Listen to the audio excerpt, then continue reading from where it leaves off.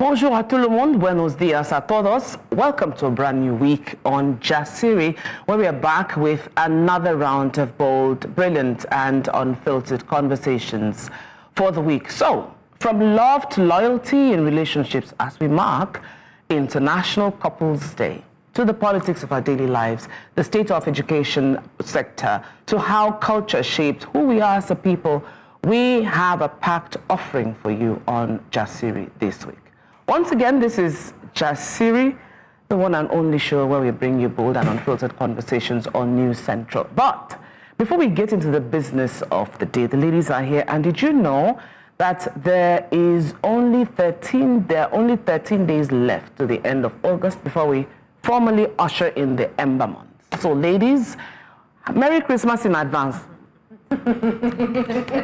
Because once we enter September, c'est fini. Wasn't it the other day that I was singing, I'm dreaming of yes, and you put it in our heads in the makeup room. Yes. Yes. So welcome back, Lolo. She's just sober this morning. I don't know why. Adult education is not for the week. What do you mean? How was your week? The jarring at first, like, okay, somebody has to ask me, or you're looking at all those little lecturers that left school right after you, but now they're all professors and doctors, and you have to say sir to them.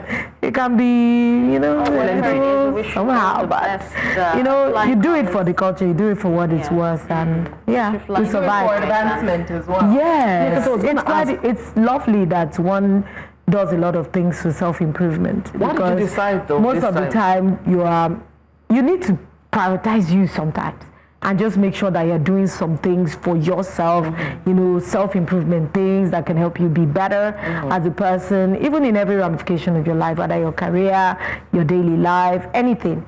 Just do things that, can advance you. I think it's very mentally stimulating. I've been thinking of learning pottery. And it can be very therapeutic. Yeah.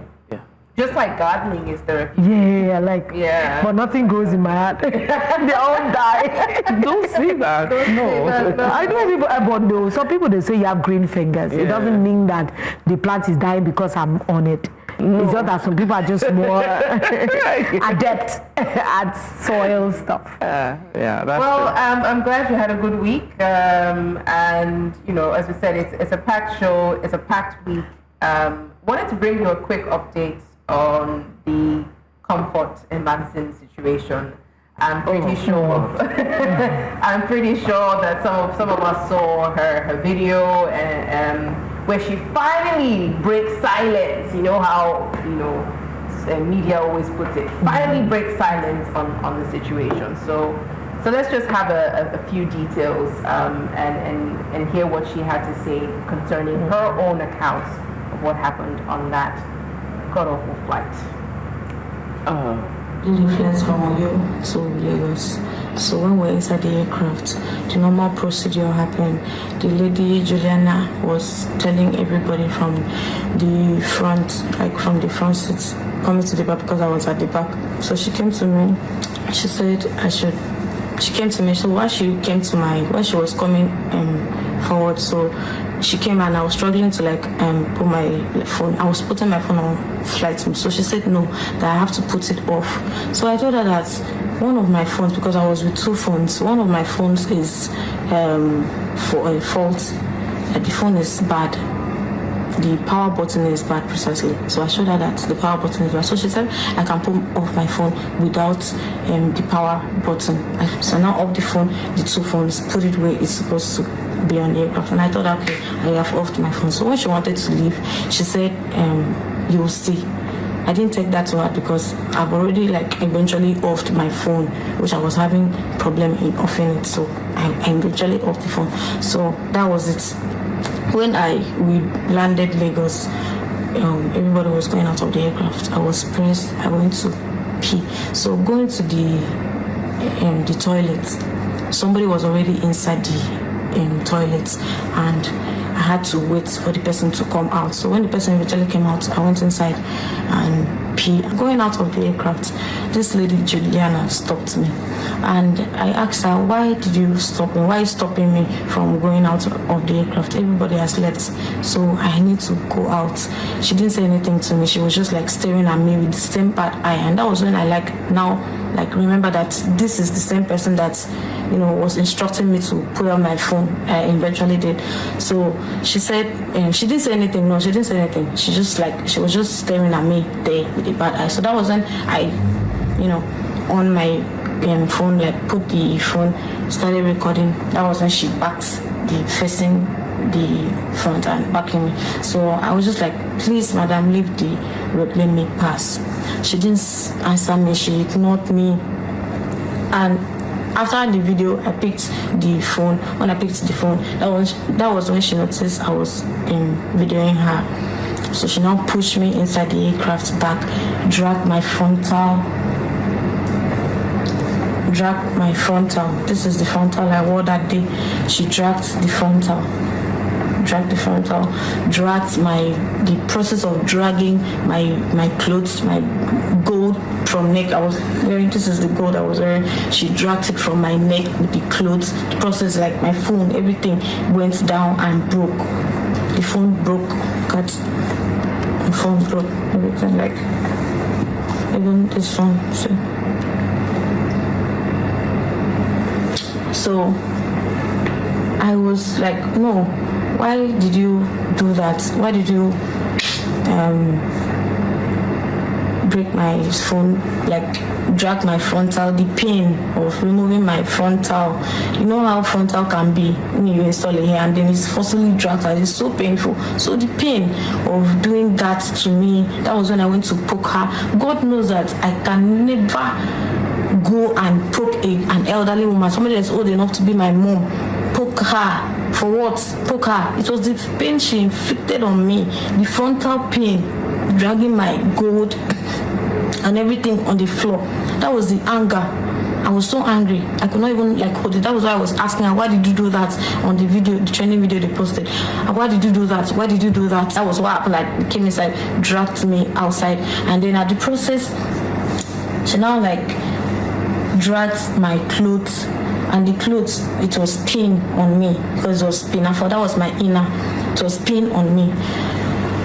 The pain of dragging it, and it's pain. It's wounded me inside. The pain and everything, the frontal pain, this other pain. I was just trying to help myself when they dragging me out of the, trying to cover myself. My body was out there, and then they were videoing at the process. My body was out. I was even looking for a way to cover it. Some of them were trying to touch me, and I was trying to cover myself. Well, all right. Before we say anything, let's take some reactions to this new update. Let's take some reactions. This is so painful. I'm sorry you had to go through all this. Stay strong. This is Benson Kunko. It is just completely unfortunate what happened. She's even under medical treatment. Chief Professor Chino says, I knew something was off. Air hostesses are usually soft and sharp, but that woman didn't look happy at all. This is a long one. All right, so frankly, I don't need to hear her full story to understand the gravity of the situation. From the moment one steps into a Nigerian airport, the behavior of many officials speak volumes. Rude, unprofessional, lacking basic etiquette. The aggression is often unchecked. So imagine what happens behind closed doors on an aircraft. The government must take responsibility and prioritize proper training for all officials, whether in public or private service. There should be clear standards of conduct, one that reflects dignity, professionalism, and respect for human rights. Ibom Air must be held accountable. If this particular hostess has a history of misconduct with passengers, then the airline's negligence is unacceptable. Security personnel involved should be sanctioned for the aggression and the psychological harm inflicted on this woman. And the decision to send her to Kirikiri, a facility for hardened criminals, is not just excessive, it's inhumane. Stripping her of dignity, subjecting her to such trauma is a violation that demands legal redress. She must sue. Her voice could be the one that forces this country to confront its shame and begin to heal. That's a lot. Okay. Well, there you have it, the long-awaited video. And, it's a breath of fresh air, that Comfort came out to give the real account of what actually happened. At least one of the accounts that we heard of is actually right. And I think we've stretched this. We've talked about this for so long, and let's hope that it is settled as of now. But I don't know if you girls actually saw a video of someone who claims to be Comfort's father coming out, being furious about it, saying that he's a tailor, this is his shop, and this is what he used to train his daughter, and you know, he's not comfortable with what happened. They stripped her naked, and he needs to hold the government, the airlines accountable, and all that. I didn't see that video. I didn't see it, but I did see a picture of a man claiming to be her father who was like a tailor, and it was even more negative, like, oh, so you have money to fly airlines and your father is just a tailor. Well, because I wasn't in when all this drama was away, when the drama was, I honestly think somebody needs to be held accountable. I don't think it's something we should just slide. More than somebody. Yeah, somebody. Airline, the airline, the air hostess, they really need to be held accountable. It's not just about, even if they want to do two, they can bring two different separate suits. She can't sue them, they can counter sue her on other aspects of these happening. But if we let it slide because somebody said, I'm sorry, how long are we going to really continue like that? That means for any dastardly act anybody does, a simple pat at the back and sorry, you're supposed to take care of something. What they did to this girl cannot be brought back. Our human, see all the men and all the attention that she has gotten, that she did not solicit for. Who is going to pay for that? Everybody is sleeping in their homes. This girl's phone is probably, people are probably sending her messages on a daily basis, soliciting her for all sorts of things, just because she was indecently exposed. So the person that recorded that video and disseminated it, how about that person also? We're still waiting for this. Look at this girl. Even if she's nobody that is close to any of us, you can see that it was a traumatic, this kind of lady self, honestly. Why is she on an airline? When I looked at the video, I'm like, okay, I thought that, okay, well, I've flown Spirit in America, and I actually think it was the style of the station, of the airline, that they take older women. In fact, all the women I saw on the plane were with white hair, in their 60s, 50s, it was cute to watch. So maybe there's no age restriction.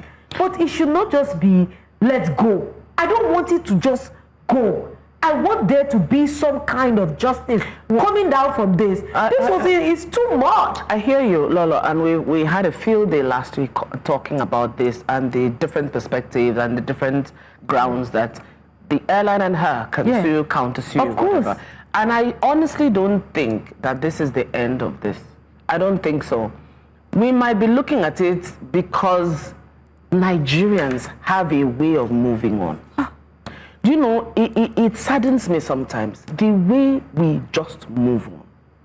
Especially since we heard that she's been endorsed or tipped, some people have come forward with gifts and with just to say pele and to say, okay, she will become our ambassador, we gift her this and gift her that. So in the minds of Nigerians, the matter is sorted. It's sorted, yeah. And so we should move on. Lolo raises an important point, and we've raised it on this table as well. We had a lawyer who came in and spoke on so many levels, just basically you echoing what you said.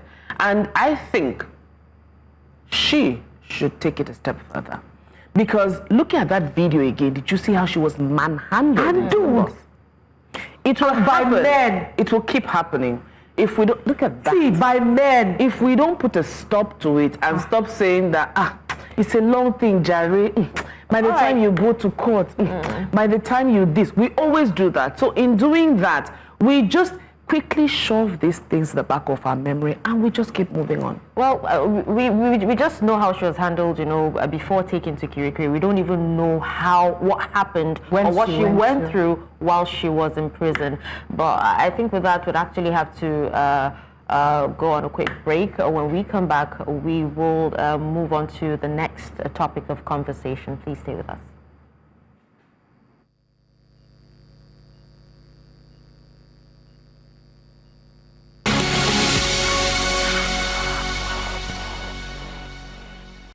Welcome back to the show. You're still watching Jasiri on News Central. It's International Couples Day today. So let's have a reality check on relationships. Everybody on the show together today. We'll set the stage with some numbers. According to the World Population Survey 2024, about 40% of marriages end in divorce globally. In Sub-Saharan Africa, divorce rates are climbing, with some studies showing 1 in 3 first marriages breaking down within the first 5 years.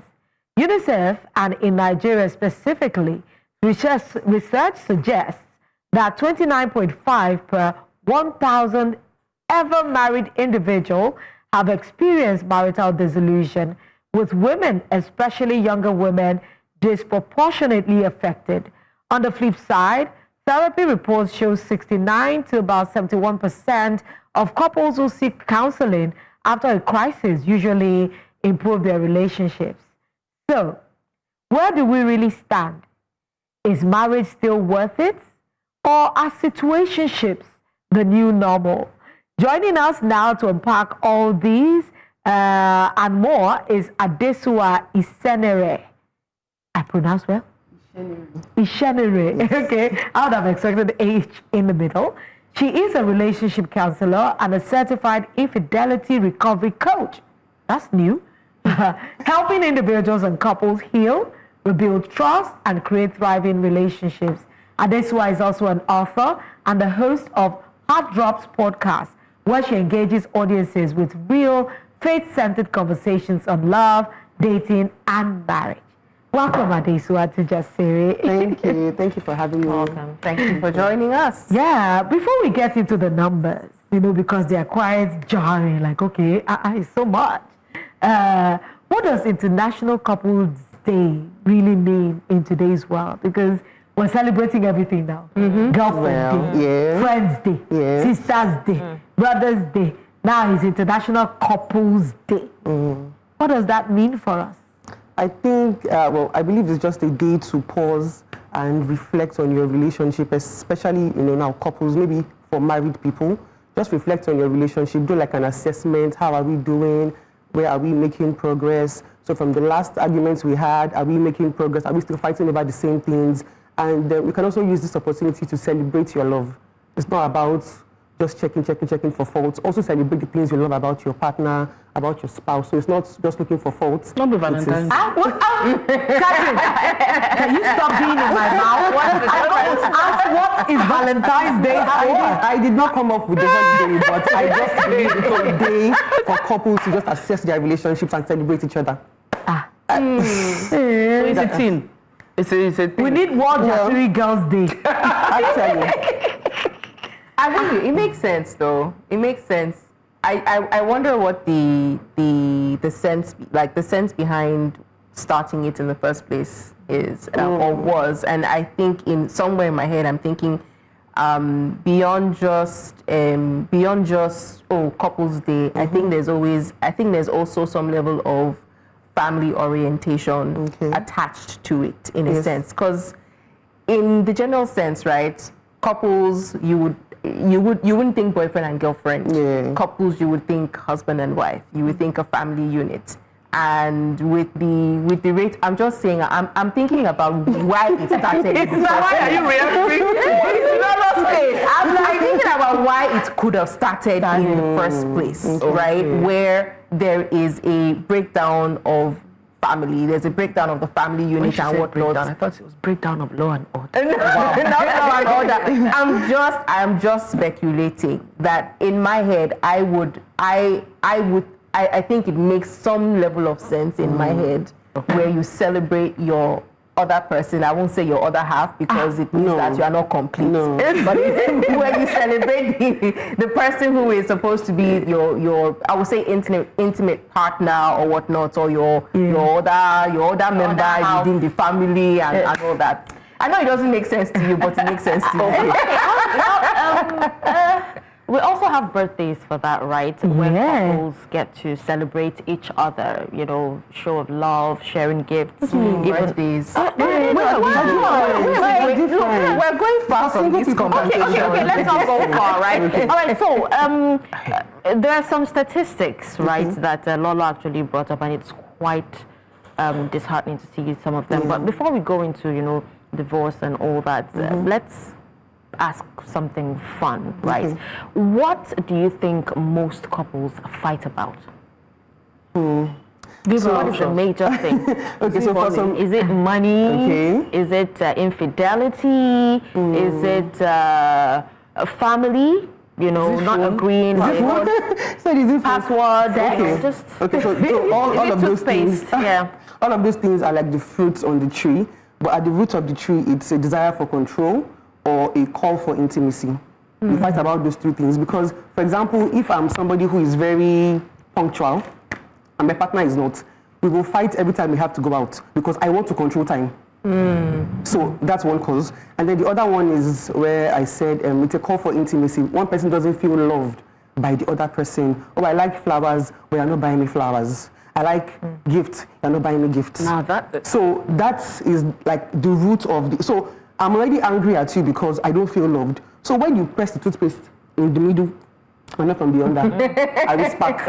Yeah, so it's not really about those things on the outside. It's not really about the phone. If I don't trust you, whether your phone is unlocked or locked, I will still fight with you. So that's it. So basically, trust. Yes. It goes down to communication then. Yes, that's one of the things you have to really look out for in your relationship, in your marriage now, since we're talking about couples, from the dating stages, how you communicate and how you fight. Because if you already have a problem communicating with this person while you are dating them, don't expect a miracle once you walk down that altar. It will just escalate. Now you have higher expectations because I married you. I left everybody else and I chose you. Why can't you treat me better?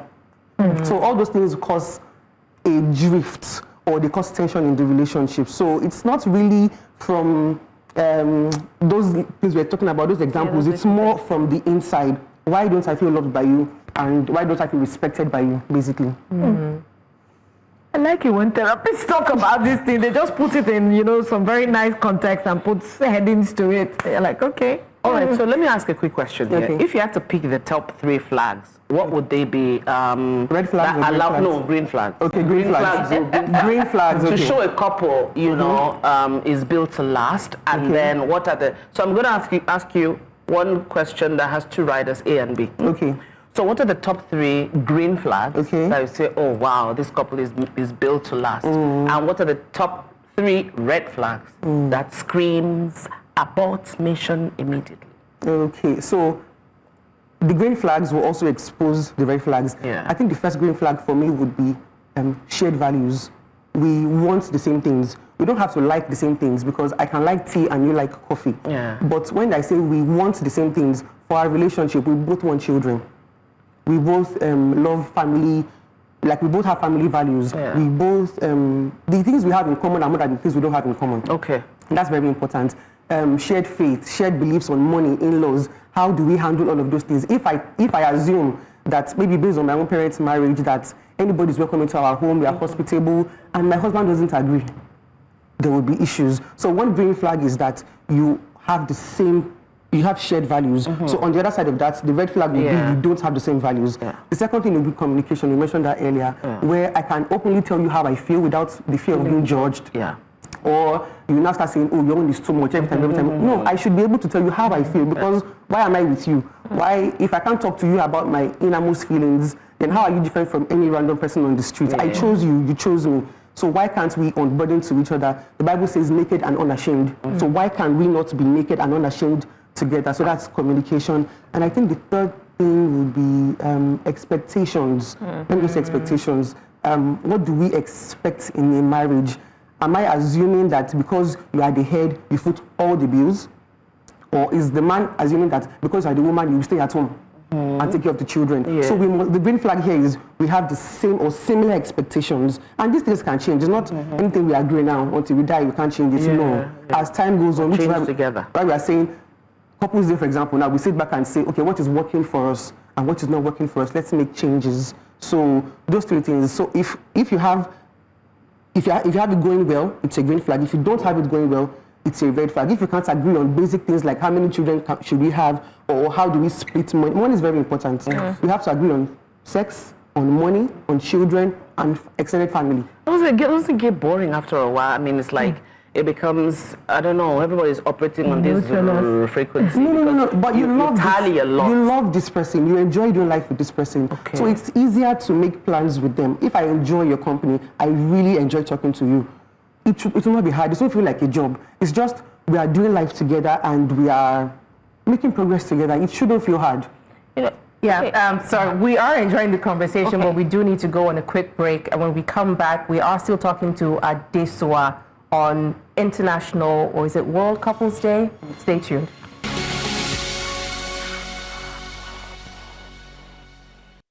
Welcome back to Jasiri. We are talking about couples goals, as today is World Couples Day. Adesuwa is with us. She is an infidelity coach, and she's also a therapist? Counselor, I beg your pardon. So just before the break, we're talking about green flags, red flags, and I guess that brings us into the question of conflict and conflict resolution, because somehow they all fit into that category of, okay, so when there's a conflict, how do we resolve it? How are we supposed to resolve it? I've heard of things like don't confront, carefront. I don't know if that's something you heard about. Carefrontation. No, you are I don't know. Carefully or what? So confrontation, the confrontation is you did this thing, you know, and this is how you always behave, and this is how this. But confrontation is almost in a sense somehow taking responsibility for how you are affected by it. Okay. But also giving the other person the grace to respond without being attacked, without feeling that they've been attacked. Okay. So that you did X, Y, Z. I keep hearing terrible things like the way she's trying to construct her comment. I saw this couples therapy thing that will first say, I acknowledge your feelings. I know, but respectfully, I would like to say it made me that feel... sounds too robotic. But anyway, back to the question of how should couples be handling conflict? Okay. Yeah. I like that you said when, not if, because all couples have conflict. Even in friendships, we have conflict. And conflict they arise from our differences. Even if you are twins, you will have differences. Even if you share the same DNA, like it's 100%, the same, you still have differences. So what do we do when we have differences? First of all, your partner is not the problem. The problem is the problem. Because what is causing that issue can be from their childhood, it can be from a past relationship, it can be from external factors like stress from work. Your in-laws are stressing them or something. So it's not really about your partner. So the focus is on how do we solve the problem, not who is at fault. If you already have if you have it in mind that, oh, you're at fault, you did this, you never, sorry, then it is attacking. That's what she was saying, like it's confrontation. That is when it is bad. Yeah. But confrontation can also be calm and peaceful. It doesn't always have to come with pointing fingers and naming names. It can be, I don't like how you spoke to me earlier. I don't like how it makes me feel a certain way when you do things like this. So it's not always... It's not always war. It can be soft, it can be gentle. And I think the best way to even approach a conflict is when you are calm and level-headed. Because if you enter a conflict... Hot-headed. You will not... So what is the point of even addressing the conflict? It's for peaceful resolution. Right? If that is the goal, if it is, I don't like what is happening, I want us to resolve it, there's a way you will approach your partner. But if it is I am right and you are wrong, there's also a way you will approach your partner. But how can you be soft? Then you calm down. Like you don't have to adjust everything immediately. Wow. You can wait. Emotional regulation is very important. How can you be soft? Because you don't have to.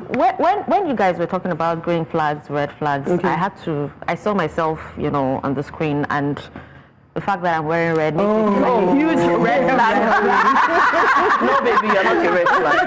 All right, but there's this question, that I really want to ask, and I know I've asked a few older women, about it, and they keep telling me it is not possible, but I feel it can be possible. But I don't know. I would love to hear from you.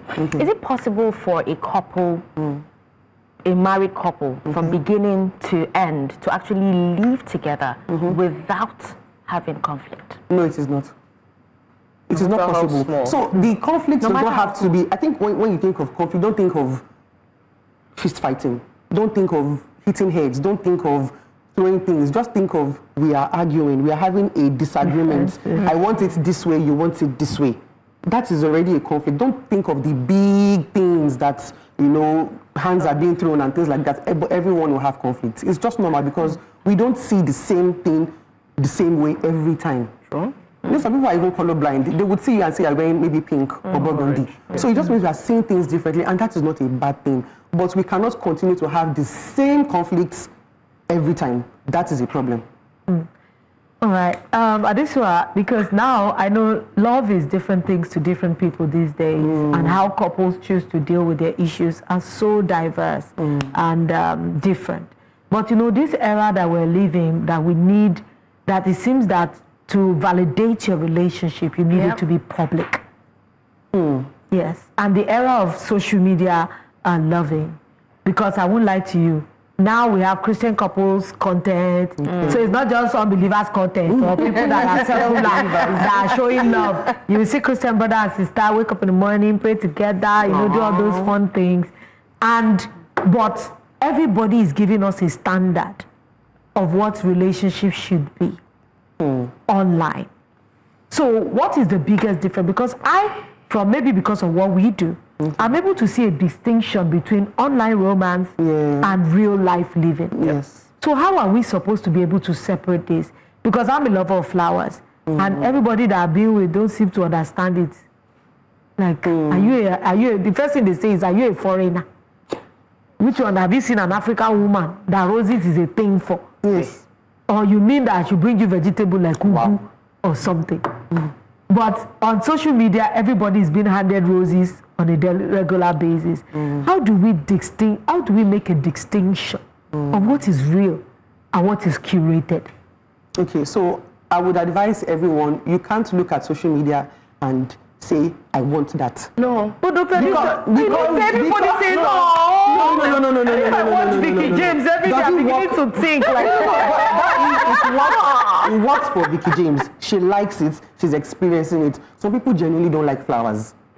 I don't mean flowers. I like a lot of other grand romantic gestures. Yes. For somebody else, you know, waking me up when I have a meeting or a deadline is romantic. For somebody else, it's flowers. For somebody else, it's flying out, you know, on a vacation with me, or just sending me on a solo vacation. So it means different things to different people, which is why I said you can't look at social media and say, I want that, because some people is just covetousness. They don't actually like it. They like the way it appears. I can't lie to you. Some of the things you see on this social media is how we want to be loved. Like I want flowers in the morning, I fly to Paris in the afternoon, and I'm going for shopping. You know what's happening on social media? What's happening on social media is a replica of what the Meals and Bones used to do. I was about to say that. All the things we read. All things wonderful and beautiful. So can those not affect us as people who understand when we say real life and watch? You don't have to watch those things all the time. Wow. Yes. You don't have to watch them. You can watch other things.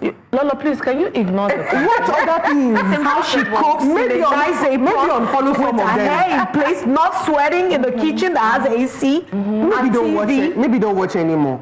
I love that comment you said, unfollow some of it. Yeah, because if it is going to affect your own, subconsciously we like to compare as humans. Yes. What I have versus what you have. Oh, is your hair nicer? Is your dress nicer? But at the end of the day, it's just perspective. But isn't it healthy in the sense that it gives you something to aspire to, or something to enrich yourself? But does it work for your own relationship?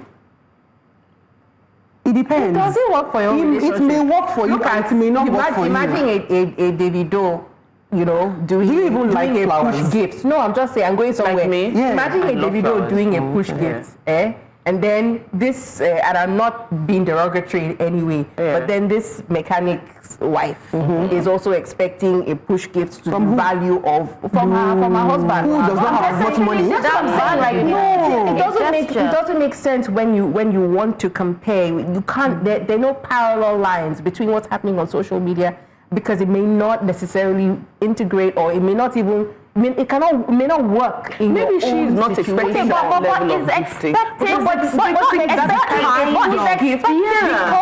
media has made it Even if you're for people to do push gifts, it's a tray of small chops. Yeah. She's expecting. And she tell her that David brought caviar, but So you can still bring pop-off. Do you get In a it's plate. just the idea of getting a push gift. But is that too much to ask? Building No, it is the not. expectation. That's what I'm saying. Social media, a thing is, it is creating expectations that probably were not there before. Okay. That's what I'm saying. Okay. And so when you start to aspire to things that your partner doesn't have the capacity to do, forget money or resources, doesn't even think that way in the first place. But the thing, I like where you're going. I'm just saying that sometimes, don't you think it's for education? You might not know what it is, but somebody showed you what it could be. Okay. It's just like when I first started coming to VI when I was a child. I never saw high-rise buildings before then. So I didn't have a mental picture of what that was. So until I went to VI and I saw skyscrapers, I now began to adjust my expectation to fit into that. When I now went to Dubai, I saw the Burj Khalifa. I'm like, this is another type. And I'm still looking forward to going to Singapore and seeing some that would readjust. So don't you think that for a mechanic, maybe a man that is, on that echelon can actually aspire and do things on their level, but replicating what was seen? At the end of the day, do what works for your own relationship and to the means that you can afford. I cannot expect my husband at this moment to buy me whatever the video is buying for Chioma. But he shows me love and care in other ways. He supports me in other ways that I appreciate. I have my own personal standards of how I want to be loved. So yes, it's good to see those things and say, oh, she's getting a push gift. Nice for her. If I don't get a push gift, but my husband is showing me love in other ways, I appreciate that. At the end of the day, no comparison, no covetousness, because you would see beautiful things every day. That's it. But can you get everything you see? No. So just do the one that works for you and your partner. What can they do? How can they show you love? Again, communication. This is how I like this thing. No, how far? If you hear me run now, I will really appreciate one or two. And so, and I can't at this moment. So I don't have as much, but I can do something similar for you. It's fine if you don't talk. You just have those. You start to have resentment towards your partner. It's not that men that are doing. It's not that women that are doing. But you didn't talk. All right, so let me circle back to what you do, an infidelity recovery coach. Now that's a new one. I was waiting for your question. And so I'm curious, as a infidelity recovery coach, why is cheating such a deal breaker for a lot of people? A lot of couples, to be honest or to be specific. And there's a saying: once a cheat, always a cheat. It's not true. In your in your line of work. Okay. So 2 questions in one. Okay. So obviously you don't agree with once a cheat, always a cheat. Yes, I do. So why is cheating such a deal breaker for couples? You see, infidelity generally, it's when you cheat on your partner, there's infidelity, there's an affair or something, it breaks the person's trust, it shatters their sense of security. Because everybody in a marriage or relationship thinks, oh, we are good, and all of a sudden you realize we were never good. So it's like, has everything been a lie? When you said you loved me, did you really mean it? Yeah. When you went out for that course and you traveled for 2 weeks and I didn't see you, what were you really doing? Yeah. Did you really go to class or were you with your side piece? When you said you want to do the rest of your life with me, were you lying or have you changed your mind? Like, it just shatters your sense of security and identity. Like, so what is real and what is not real? So at this point, I'm like, everything I've built my identity and my hope around has shattered. So it's not about the sexual, because if you think about it, for most people, your partner has had sexual partners before they met you. So it's not about the sex. It's about the trust that was broken. It's about my security that is now shattered. Like, oh, so what is true? Can I even still trust you? Can I depend on you? All the other things you said to me, you promised me, can you even fulfill any of them if you have broken this one? Because sex should be, or that's the thing, there's more than one kind of infidelity in relationships. There are other types, we can talk about that later, but now that you have done this, what else can you do? So am I even safe with you? So that's what really breaks the person. Like, I don't know this person. have you been lying to me all along? Yeah. Well, we're actually having quite a very interesting conversation here, and there's so much to talk about. There's so many questions that we actually need to ask, but sadly, there's no time today. But we'll take a quick break now. When we come back, we will definitely continue this. Stay with us.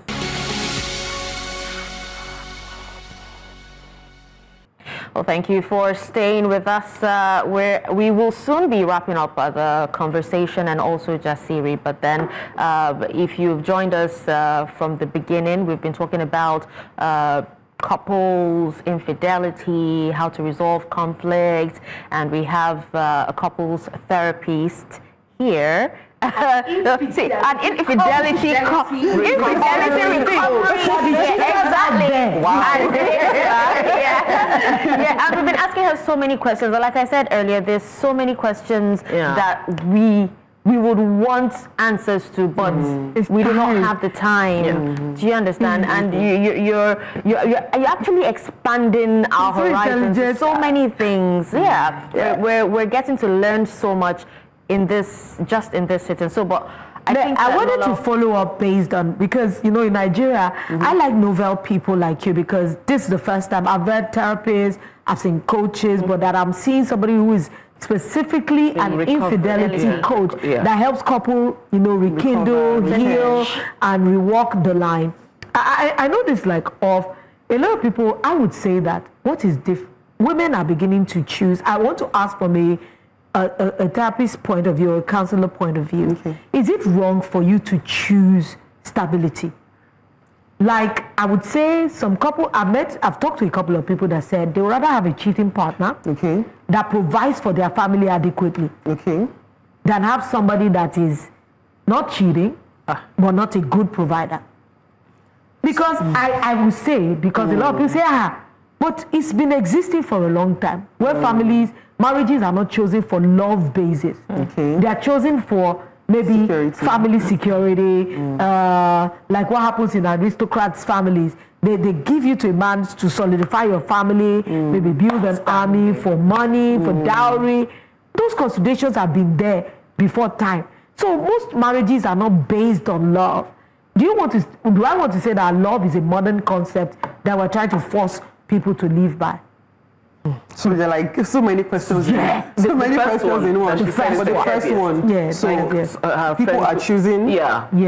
So choosing to stay with partners who bring more to the table. Like stability in their marriages. They so financial stability or love or loyalty. Exclusivity. Okay.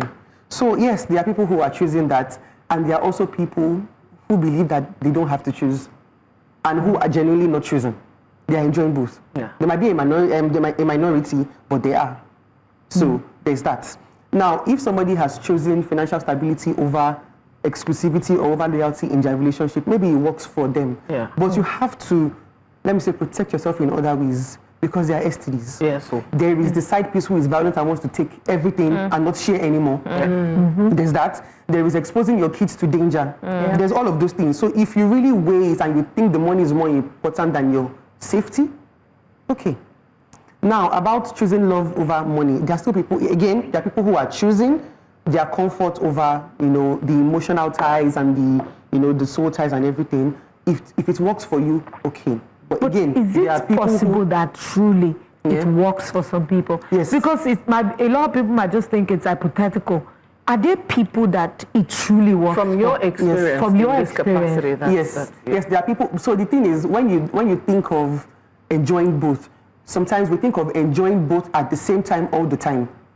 So there are times when genuinely there is no financial stability. At that time, it can be a downtime. It can be a planting season, like I like to call it. I won't call it a bad time. I'll call it a planting season. So in your planting season, there is no financial stability. But this is the person that you choose. So you are enjoying the other benefits of the relationship until you can build again together and then begin to enjoy. So I'm not saying like you can't enjoy everything, but this is real life. You may not enjoy everything at the same time all the time. So, but genuinely, you don't have to choose. However, people do what works for them. All right. So right now, there's something Buki said, and she said a lot of people don't even care. They don't see cheating as anything anymore these days, right? Now, we're also seeing a rise in divorce rates globally. and situationships becoming a new norm, many people, especially young women, saying they do not want to get married anymore. Most of them being comfortable with just, having kids, and just being stable. That's their own idea of being independent stable. woman. Yes, independent woman. As long as you have kids, to check your biological clock is ticking. Why not just have a child? In fact, I've seen so many people advise young women that once they clock 35, freeze your eggs. No, have a child. Oh, okay. Make sure you have a child, even if the husband doesn't come. So many people. Many do not. Even a popular Yoruba actress advised young women to actually do that. So, from your experience, why do you think that this shift is happening? People don't even care about marriage anymore. Okay, so on the first part, for the married people, there are many reasons why people can choose divorce. There is disappointment and there is destruction. Yeah. So this is what I expected from my marriage, or from marriage generally. I expected to enjoy this and this and this, and I'm not enjoying it. Maybe because I had unrealistic expectations, or my partner is just not, doing what he's supposed to do or what she's supposed to do. So now I am tired of settling below what I need and what I want in a marriage, and so I am opting out. And then for the single people, it's many things. Some people are just reacting based on trauma. They're responding from trauma, rather. So they have seen maybe their parents' marriage didn't work, or they have seen experiences of other people online to say, if this person's marriage cannot work, and this person, and if you're being honest, there are more numbers of marriages that are not working. And so some people say that, and then they say, maybe it's not for everybody, maybe it's not for me, let me just day my day and just stay like that. But it's not true. There are people who are enjoying their marriages. So for people who are not enjoying their marriages, it could be because they're not putting in adequate work. If I came into marriage expecting something that is unrealistic, of course I won't be happy. It doesn't mean marriage is bad. No, Definitely. It is my mind that needs, So I need to adjust my expectations, not that marriage is bad. Some people are not putting in their best, if I've been very honest. Some people married for the wrong reasons. Some married because time is going. Yes. And the truth is, the time you spend in a wrong relationship is longer and is worse. You lose more than being single. Yep. That is just the truth. I love it. We're going to put a pin on that, because at this one, we are happy to inform you that you will be sharing this table with us again. Because this conversation we've just It's not done. And most times, when we have a first-time guest, we always have a sequel. There has to be. There has to be. Wow. Because there's so many angles. There's so many. Why are you so excited, Lolo? Education is so important to me these days, because there's so many things that we don't even tell to anyone that we do not know. I didn't even know there was something called infidelity coach and the possibility of working towards it. Becoming worse. Yeah, such a rich conversation we've been having today. I want to say thank you so much, Adesuwa Isénérè. Isénérè. Yes. For joining us today and keeping it so real and sharing all these insights with us. And to all our viewers that are watching, whether we're in love or searching or just loving yourself, today is about celebrating with you all. So, happy International Couples Day! Remember that celebrating your loved ones shouldn't be only on special days. It should be every day. Love is beautiful, and it also needs work, and it needs intentional work. But we'll see you tomorrow for another beautiful conversation. So please, keep loving yourselves the best way you can. Okay, so now my question is, people have